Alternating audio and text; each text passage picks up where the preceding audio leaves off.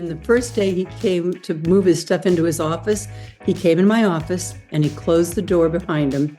He said, "Let's make a deal." I said, "Okay." He said, "Let's show America that a man and a woman can do this show 50-50. I'll never look to take away stories from you. Let's not try to one-up each other.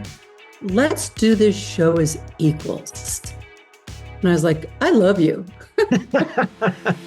Welcome to the Beyond Speaking podcast from Premier Speakers Bureau, featuring in-depth conversations with the world's most in-demand keynote speakers.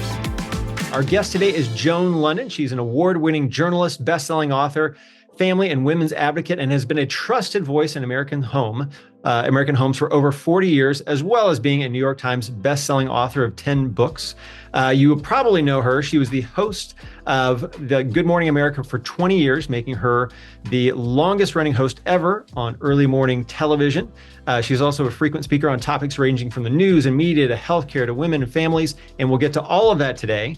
And I don't want to say this is the biggest thing in your resume, but this is your second time, one of the very few speakers we've ever had on twice on the podcast. So I'm sure it's, I'm honored. So Joan, thank you so much for joining us and being part of the Beyond Speaking podcast. It's my pleasure to be here, Brian.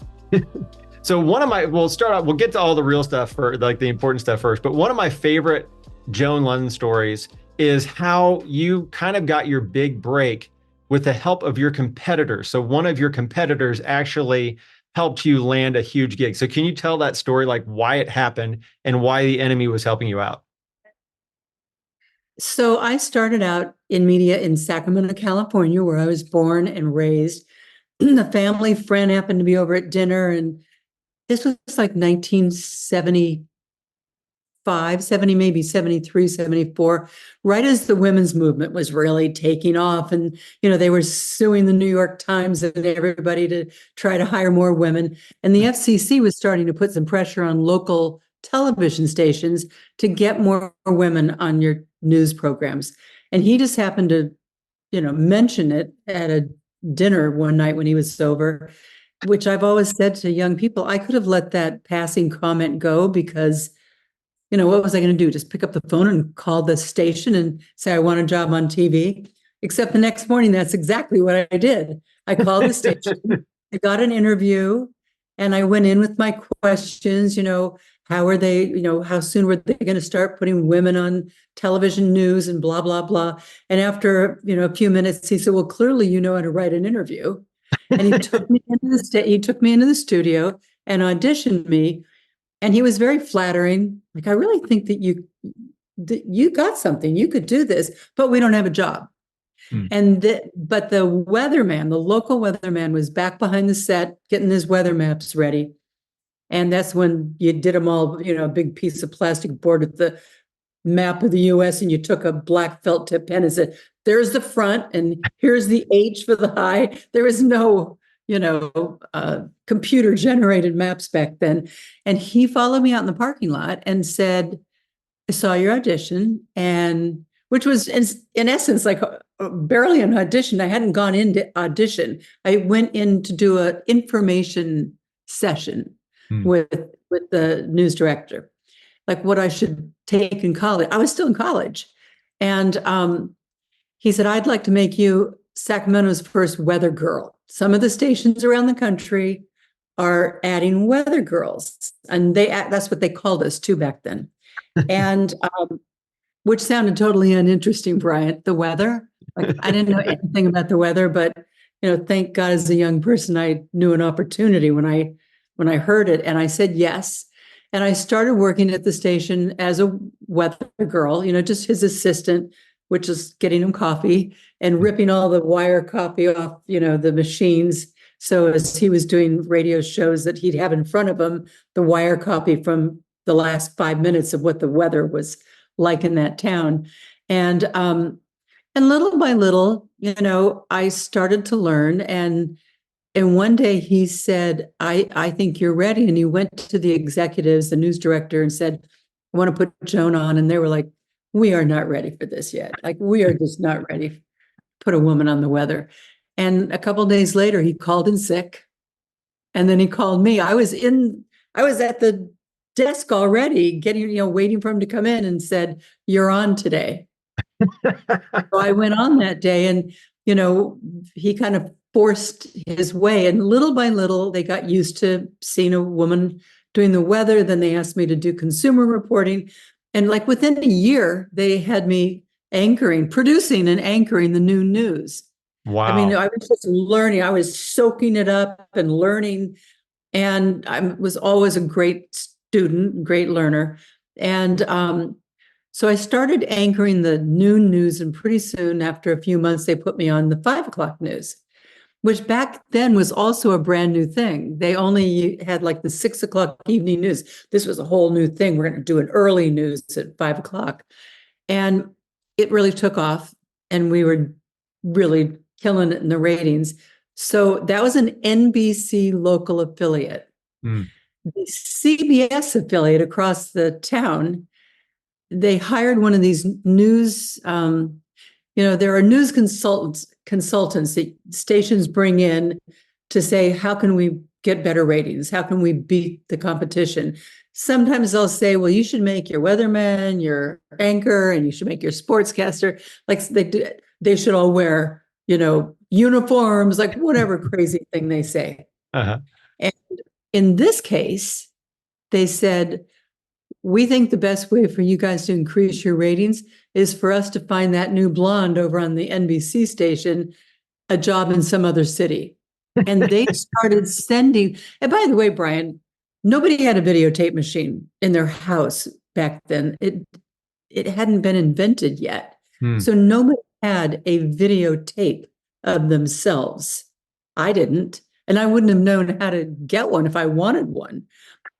But they were taping me, and I started getting all these calls from a local station in Detroit, and then a local station in Atlanta, and then a local station in Chicago. And I was like, and I would answer these calls, and they'd say, well, we saw your videotape. You did?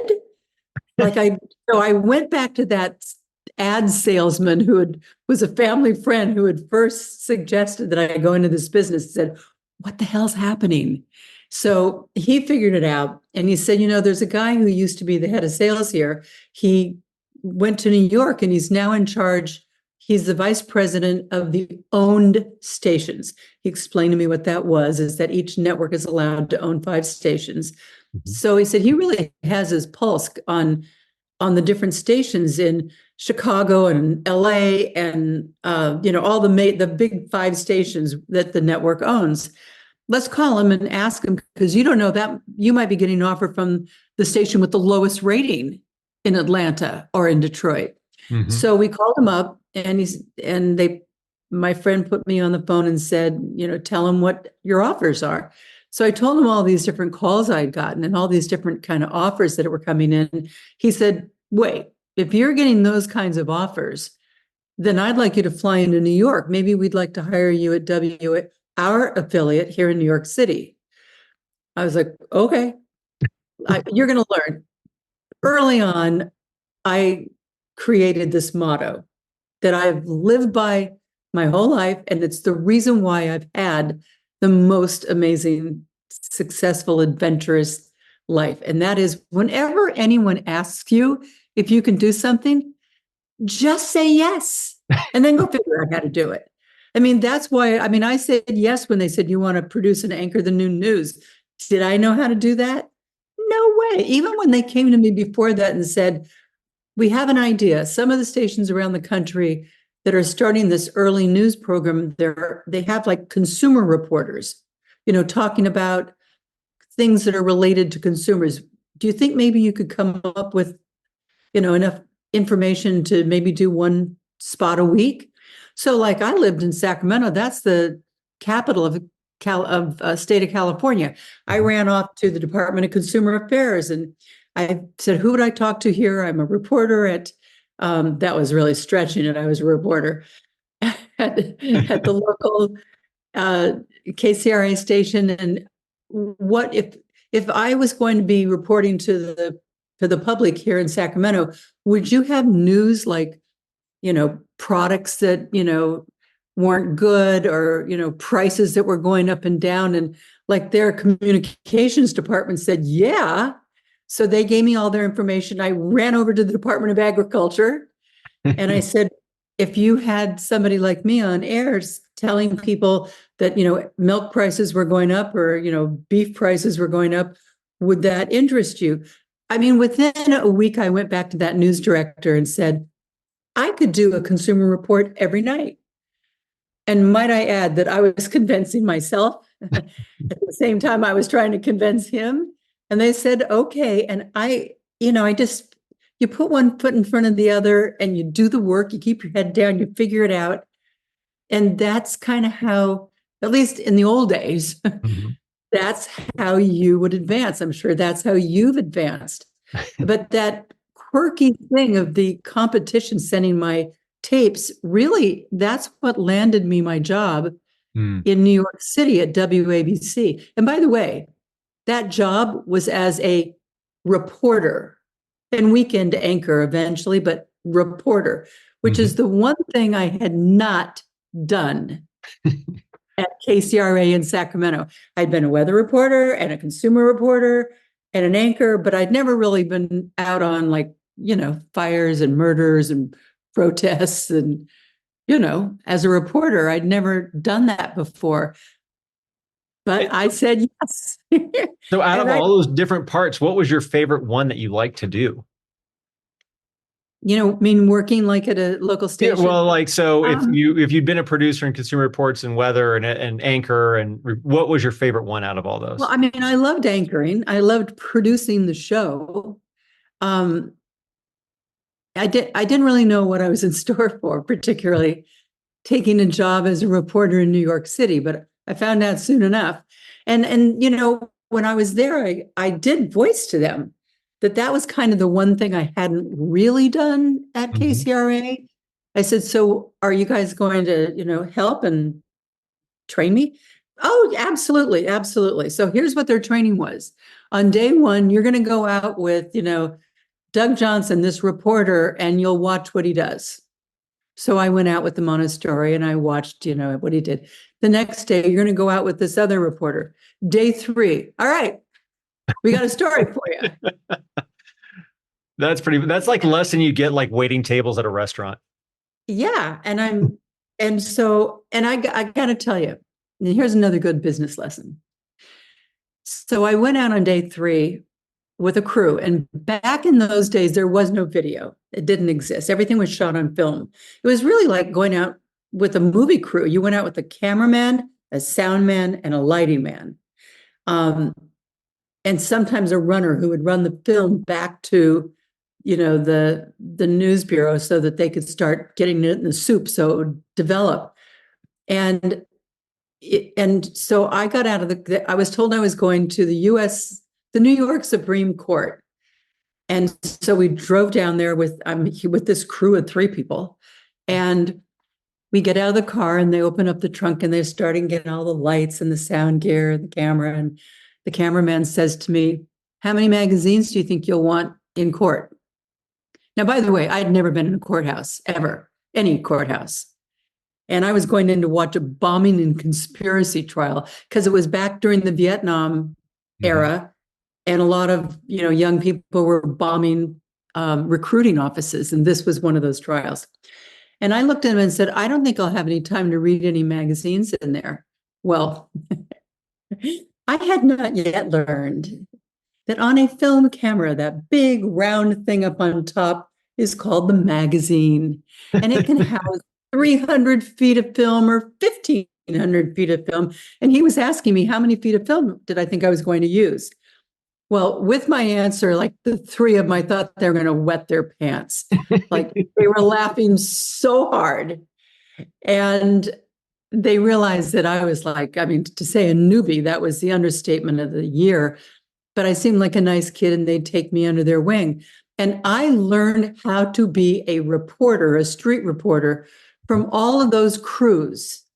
And the lesson is always be nice to the people who might be below you on, the pecking order, because they might keep you in focus and maybe even tell you if you have spinach on your teeth.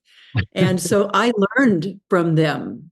And that's how I learned on the streets of New York. And I got to tell you, Brian, coming from a relatively small town, Sacramento, and I was like a big fish in a little pond there anchoring. And here I was like going from fires, all your clothes smell like smoke all day, to then, a dead body under the bridge, under the Brooklyn Bridge. And like, I went on one story. I forgot. They sent me on one story one day in Sacramento because nobody else was available that day. And some wire copy came in and they said, you need to go with this crew. And by the way, a crew there was a cameraman. There was no lighting director, audio guy. So I went to a discovery of a dead body by the river. Wow. So I got there. I mean, it's a big deal in Sacramento. And I saw, I interviewed, when did you find the body? Can you make any identification? Blah, blah, blah, blah. And I learned that it was an older woman. They guessed it was like a 60, 65-year-old woman. And I got back in and I'm like, come back in with my cameraman, and I give him the details of this. And the first question they asked was she sexually molested? I said, really? You're asking me that question? Did I not just say that she was an older woman? And they said, you didn't ask that? So that was my one experience of reporting in Sacramento before I ever got to New York City.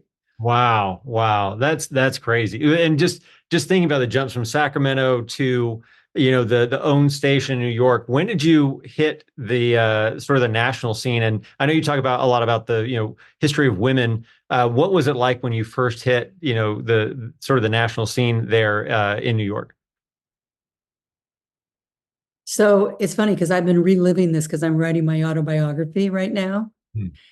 And when I go back and I relive it, I think, geez, was it really that bad for women in the 70s? And then in 1977, I guess, the good thing about being a reporter on the streets of New York is that all the producers of the network shows, or at least network news shows, they live in New York. So when they go back to their apartments or their houses, they see the news and there you are. So I got a call from the producer of Good Morning America and they said, we'd like you to come in. It was a brand new show that had just started. And they said, we're building a family, of reporters. And we'd like to talk to you about doing new products and new ideas. I thought, isn't that pretty much a consumer report? Mm-hmm. How hard could that be? I mean, I could have thought, how am I going to go find stories? Mm-hmm. And I'm going to have to write them and produce them. But me, I just said yes. And I figured I'd figure out how to do it. And that was kind of the beginning. And I started doing reports, like every couple of weeks or so on Good Morning America. And then one morning, I got a call in my apartment when I lived right across the street from ABC Network. And they said, are you watching the show? I was in deep REM sleep, but I did not admit that. And they said, both of the anchors have laryngitis. It's like hard to even listen to them. I mean, we're afraid people are going to switch over to the Today Show. Could you get in here real quick? I was like, sure. And I threw on some clothes, I was on the 27th floor, hurry up and come. I ran down the block to the GMA studio. And as I got in the door, there's a little entourage of people standing there, a makeup artist to put some powder on me, and a producer, one of the writer producers, to say, okay, those people right over there, they just did a Broadway show and it's called The Runaways. And her name is this and the kids, and you're going to do that interview. And here it is. And they handed it to me and we got about a minute 30 out of commercial. And I went over, sat down, stepped in. This woman was not so happy that they just pulled somebody from the street to come in and do this interview. So she wasn't very nice. wasn't very forthcoming, so it wasn't the easiest interview, but I got through it and they had me like do the rest of the show. Mm. And had I not said yes, like a twofold, number one, had I just not had the balls, frankly, to just to say yes and the gumption to get out of bed and run down the block and do that. If I had that allowed those producers for the very first time to see me as a potential co-host of that show. Mm. And so after that morning, they started, whenever the female was gone from the show for a day or out on a story, they would start calling me in. And so, which is good because you don't have the full responsibility of the show, but you just get to come in. Like in the beginning, they would only have me do little parts of the show. But that was also back in the day, Brian, in the late 70s. The female on the show is not a co-host. Mm. And according to David Hartman's contract, she could not be called a co-host. If you're wondering, like, this is Women's History Month, back then, David had come from Hollywood and he had been a very big star in Hollywood. I don't know if you are old enough to remember Lucas Tanner and all these other shows. That he was a big Hollywood star. He started in a show, The Virginian, which was a Western. And so he came into New York, and the show was owned by the entertainment division, or run by ABC Entertainment at that time. They started Good Morning America, and they wanted to do it different and not totally, blue background, big world, and just, nameless faces doing the news. Right. They wanted to do something a little bit more like From Our Living Room to Your Living Room. And that's kind of how Good Morning America started. It was, in essence, a living room and a kitchen. And that was kind of the flavor of it.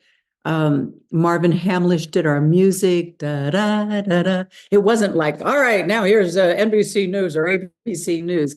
It was a whole different atmosphere. But clearly the male host of the show was like, I remember when I finally got the show, I had to be interviewed, by the way, by his agent, which is like unheard of. But that's just the way it was back then when you were a female. And I remember he said to me, "You okay being Ed McMahon to Johnny Carson? Because that's what you're going to be to David Hartman." I was like, sure, this is a great job. I'm up for it. He also asked me, you want to know his first question to me, which is like a mind blower? What's this? Would you be willing to change your hair color? What? He said, well, like, we just don't want you to look too young because that'll make David look old. I was like, I don't know. I guess I would entertain a discussion with ABC if they really thought that my being blonde or my hairstyle was somehow not right for the morning TV. But, I don't quite know how to answer that question. I mean, but those were the questions that they got away with asking you as a female. And by the way, just to give some perspective, at that time, I came on that show in 1980. I think I made $250,000 a year, and David made $2,500,000 a year. Wow. We sat next to each other. We got there at the same time in the morning. We closed, and I wasn't allowed to open the show or close the show. Like, that's just the way things were back then. Wow. And I must tell you, well, I didn't think of what year Charlie came. Charlie must have started, I'd been with David for over 10 years. So early 90s, Charlie came on with us. And by the way, he came on with us because another lesson, David had just asked, ABC had been purchased by Cap Cities, and Cap Cities was a smart media business group. They weren't Hollywood. David was asking for, like, he wanted the show to be done by his production company. He wanted to own it. He wanted it to be called Good Morning America with David Hartman. And they just weren't willing to give him any of that. Like, either, just ask for more money and like, get on with it. We're not giving you all those things. And by asking for too much, for getting too heady, for letting your ego kind of run things, he ended up losing the show. They ended up not renewing his contract. And when Charlie came in, the first day he came to move his stuff into his office, he came in my office and he closed the door behind him. He said, "Let's make a deal." I said, "Okay." He said, "Let's show America that a man and a woman can do this show 50-50. I'll never look to take away stories from you. Let's not try to one up each other. Let's do this show as equals." And I was like, "I love you." And I was like, "I'll take that deal." And That's great. I think that was part of why Charlie and I were so successful. And often when you have a switch over from one host to another, there's a dip in the ratings. And I held the ratings during that transition period when they had me host with a different guy like every week for 10 weeks, like John Forsythe. Like, really? He was on Dallas, right? Is that the show he was on or whatever? Dynasty. Like, Yeah. that's who's running through here. And Frank Gifford, sportscaster. I mean, all Regis Philbin from Talk Show.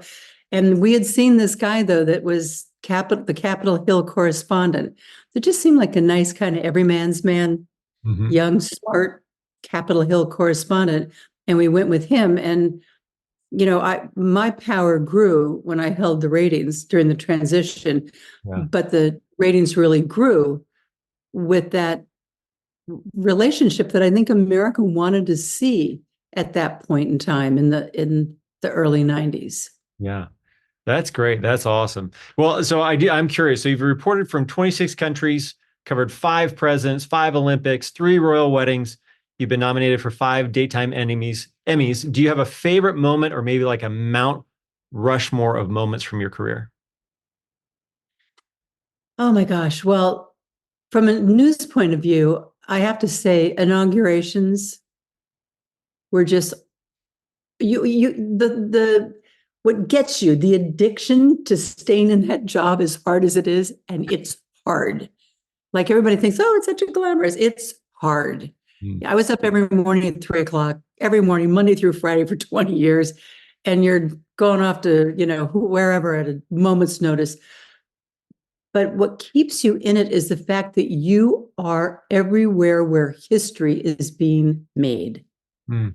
You're live at the inauguration. You're live at the royal wedding of Prince Charles. You're live when they take down the Berlin Wall. You're live. You're live at everything, telling the rest of America what's happening. And that's like, drinking the Kool-Aid. You just that's like such a exhilarating part of it.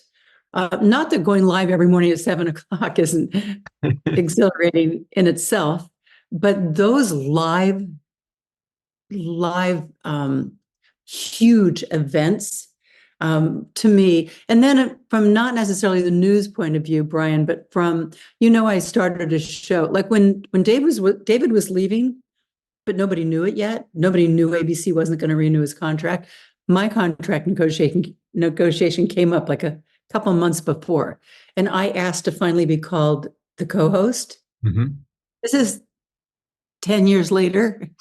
I asked to be actually called the co-host, and they said yes. And I knew immediately that they weren't going to renew David's contract because I knew in David's contract it said I couldn't be called. And so I said, all right, I'd like to be able to do a couple primetime specials. So anybody in morning TV is like, do you want more of something? Yeah, I want a little piece of that prime time. So they gave it to me, and they gave me the primetime specials, which really upped the ante of my salary. So they could kind of justify upping me, because they had to really up me to get me up to speed with what a male was making on that show. And they said, as long as you don't ask to do a sit-down interview show, because at the time they said, we have Oprah doing it, we have Connie Chung doing it, we have this one doing it. Like, you can't all be fighting for the same celebrities. I said, I don't want to do that. I said, I want to do you remember George Plimpton? Oh yeah. I, Yeah. all right. He Remember sit back how in his little easy chair, like the leather chair and everything else. well, Yeah. he would go in and be like different career. Like once he dressed up and was Dallas cheerleader, Oh, like, okay. you know, Those, yeah, yeah. yeah, he did all these different things. I said, I want to do a show where I take people like behind the closed doors of some um, life career, like a fighter pilot or a nuclear sub, you know, life on a nuclear sub. But I want to really go in. I don't want to just point my cameras. I want to go in and live it. Mhm. Um, and they said yes.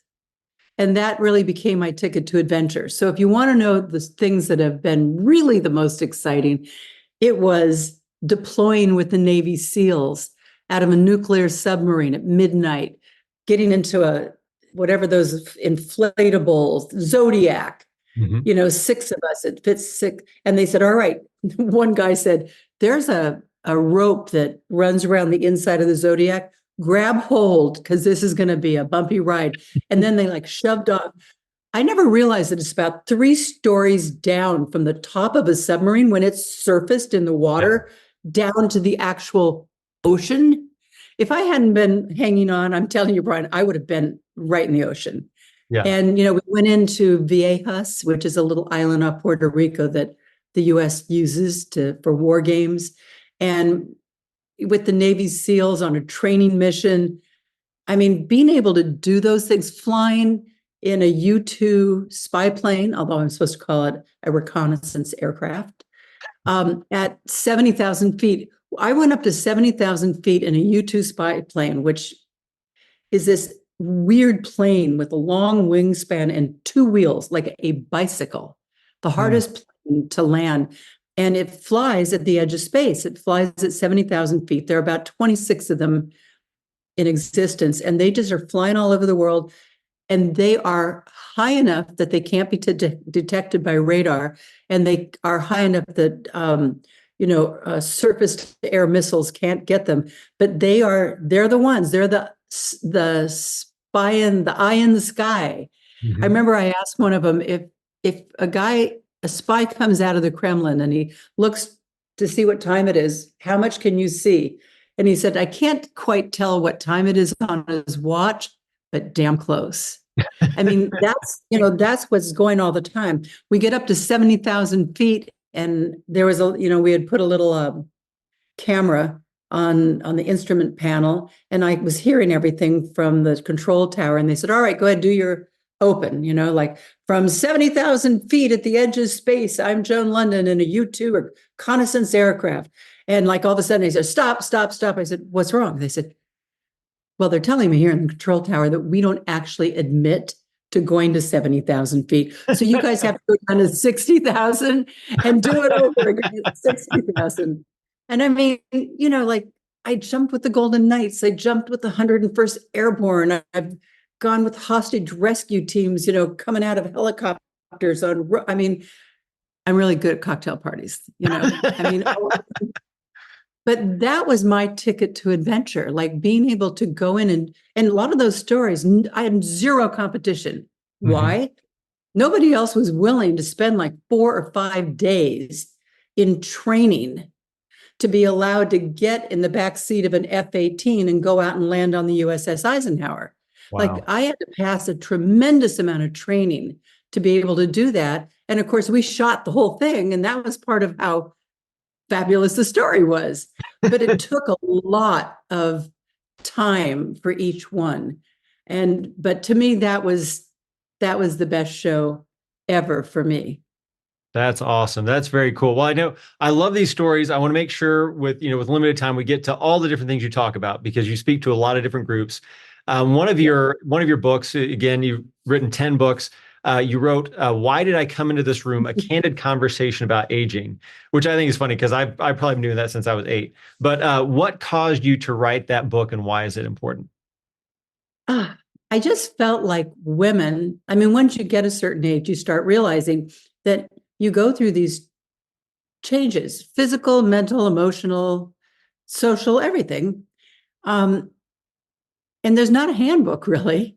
So they just kind of sometimes hit you upside the head And they start to make you feel like, is something wrong with me?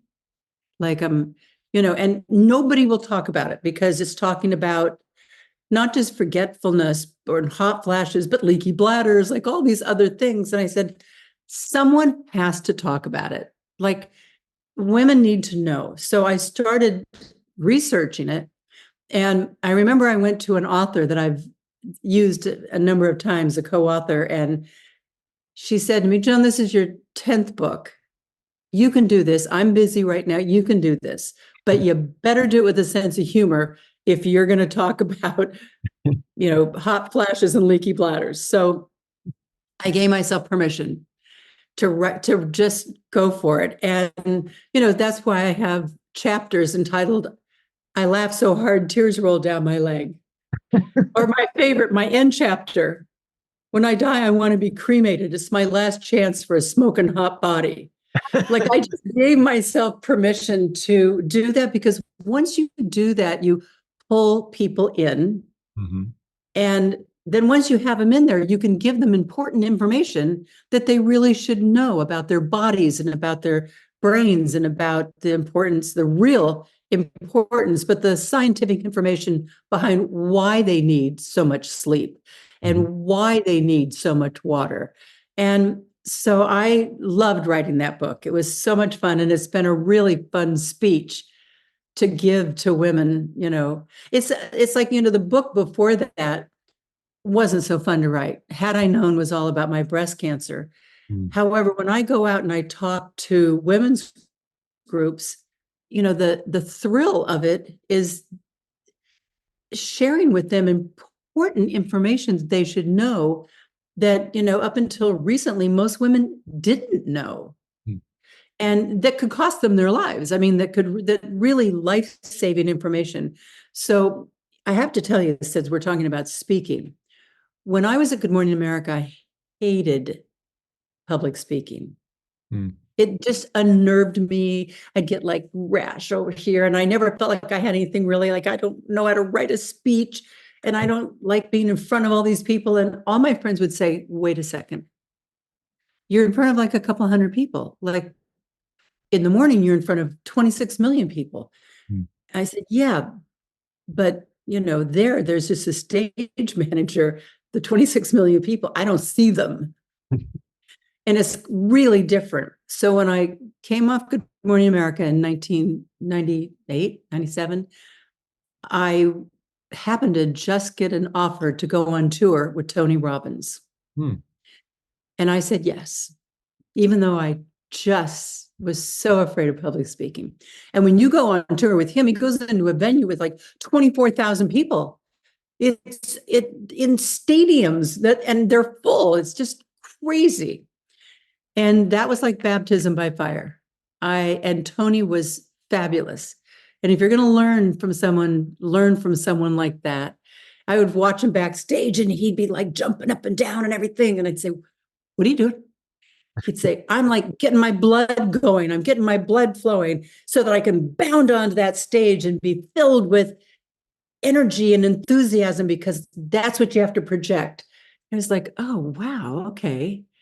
Like I went inside the stall and did like, knee bands or something, but I wasn't quite like Tony, but I mean, but I am kind of a walking, living example of how you can change yourself, I changed from a person who had a total fear of public speaking into a person who is absolutely passionate now about public speaking. It's the favorite part of my job today, of my career. And I don't have any qualms about writing speeches. I mean, and I do maybe 20, 30 speeches a year, and they're all different kinds of organizations.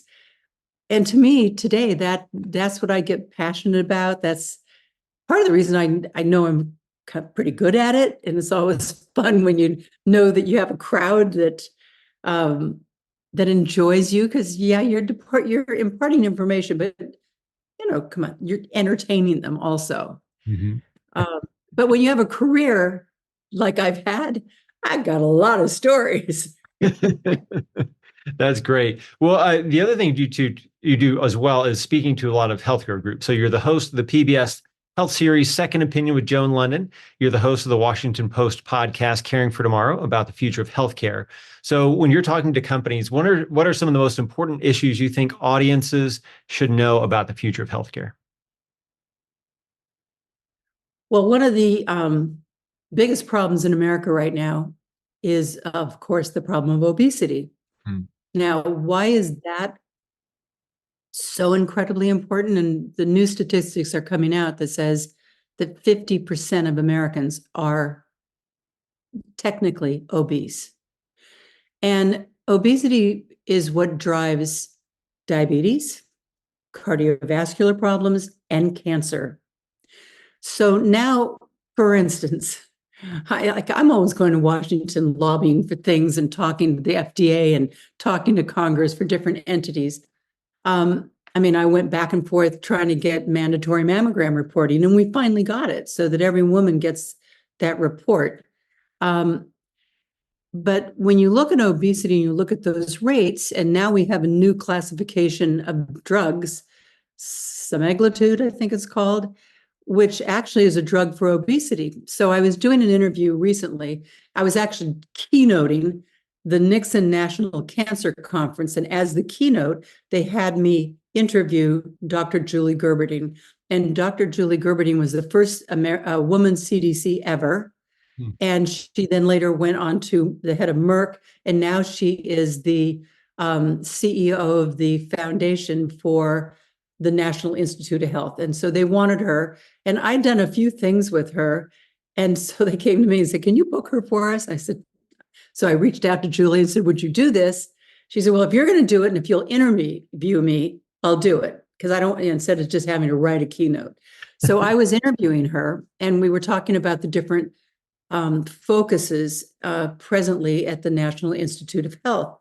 And I said, the focuses are getting researchers to work together instead of silos, which they've always done because everyone's always competed for those funding dollars. But now they're giving the funding out and saying, we'll give it to you 5, but you have to share your information. And that's why we have treatments and cures, amazing medical researchers coming down the pike at like rocket speed, and we have more things that have been discovered in the last 5 years than have been discovered in the last 25 years. So when it comes to obesity, I said to her, so how do you attack obesity? Which we all know that that's really the underlying problem of all the other diseases that we've now been talking about.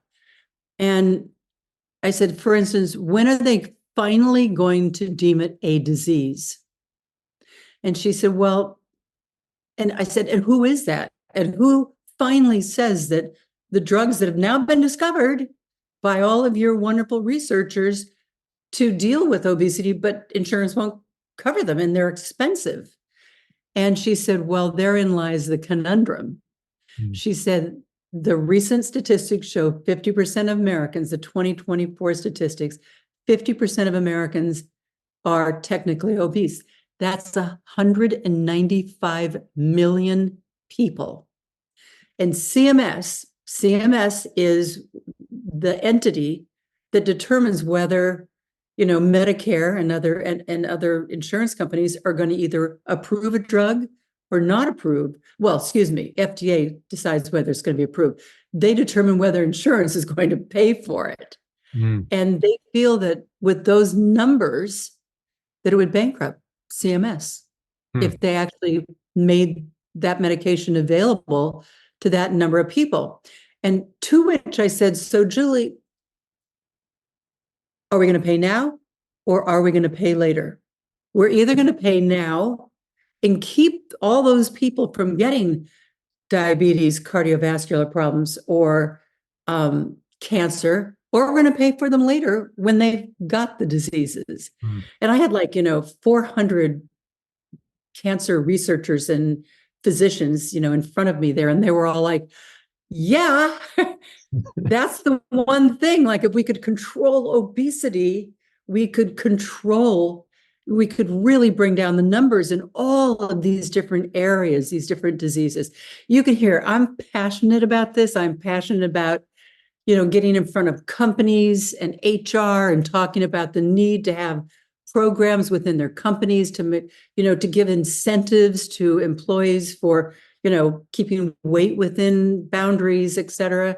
And in women's groups, sometimes they can hear it from their doctor, but when somebody like me comes along and I'm just, I'm another woman, but a woman that they admire, they kind of listen to, I can motivate them.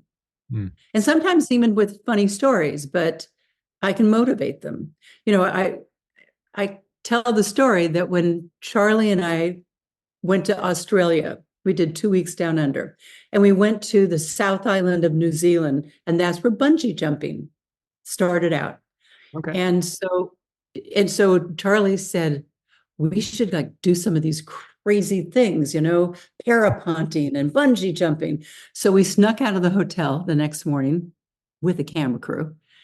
And we went to the top of this Pikes Peak and we parapunted off. So you're like going over the evergreens with your toes are almost hitting them. And you go down, you land in a football field. And then we went bungee jumping. We get to the bungee bridge. We go in. We sign the papers that we won't sue anybody if anything happens, and blah, blah, blah. And we pay our $175 for the ability to go jump off a 17-story rickety old bridge. And then they said, okay, step on the scale. Whoa, what? We said, we'll go jump off that 17-story bridge, but none of us women are going to step on your scale. And they're like, well, that's how we calibrate the bungee cord.